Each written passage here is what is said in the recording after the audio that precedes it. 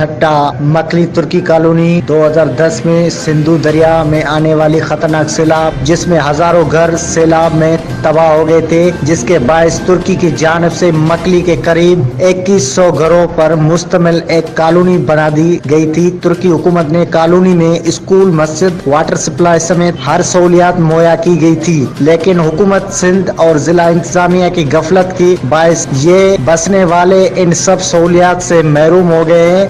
ترکی حکومت نے government of ترکی نے سارے گھر بنا کے دیے ہیں، یہ ڈیفنس 2 ہے، لیکن یہ ڈیفنس 2 تو بنا کر دے دیا ہے، لیکن کوئی بھی سہولت نہیں ہے۔ جو فنڈ ترکش گورنمنٹ بھیجتی ہے وہ یہاں کے ڈی سی او یا بڑے افسر بیٹھے ہوئے ہیں، وہ ہڑپ کر کے جاتے ہیں۔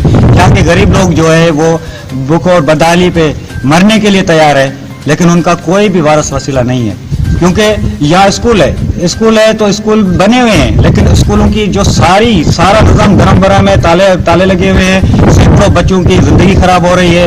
اور آتے ہیں پانی کے مسئلے میں، پانی کا مسئلہ تو ہے، پانی تو ہے، لیکن پانی دینے والا کوئی نہیں، کیونکہ یہاں کوئی کہنے والا ہی نہیں ہے۔ جو بھی ایڈ آتی ہے وہ کھا جاتے ہیں، اور یہاں پانی ہم 20 روپے کین میں لیتے ہیں۔ جو غریب لوگ ہوتے ہیں وہ 20 روپے کین لے کر پینے کے لیے رکھ دیتے ہیں، لیکن وہ نہانے کا سوچ بھی نہیں سکتے ہیں۔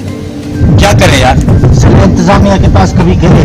جی بالکل ہمارے یہاں ترکی کے کالونی کے رہنے والے بہت سارے لوگ گئے ہیں، اور ہمارے معزز سائیں اکبر شاہ ہے اور عبدالستار عامرو ہے، جنہوں نے جا کر وہاں پر وہ التجا کی، ان کے آگے احتجاج کیا کہ بھائی یہ ہمیں کیوں نہیں سزا دے رہے ہو؟ تو وہ یہ کہہ رہے ہیں تو بس آ جائیں گے، 1-2 مہینے میں آ جائیں گے۔ کیمرہ ٹیم کے ساتھ الطاف ناردو، راز نیوز ٹھٹا۔